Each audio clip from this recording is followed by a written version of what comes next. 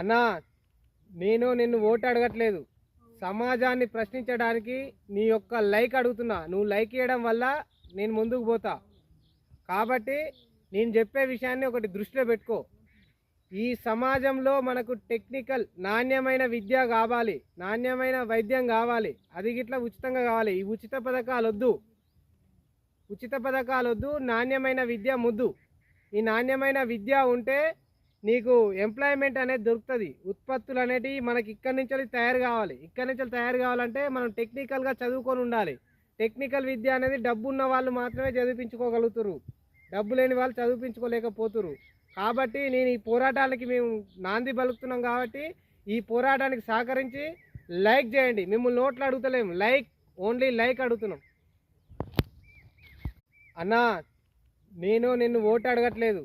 సమాజాన్ని ప్రశ్నించడానికి నీ యొక్క లైక్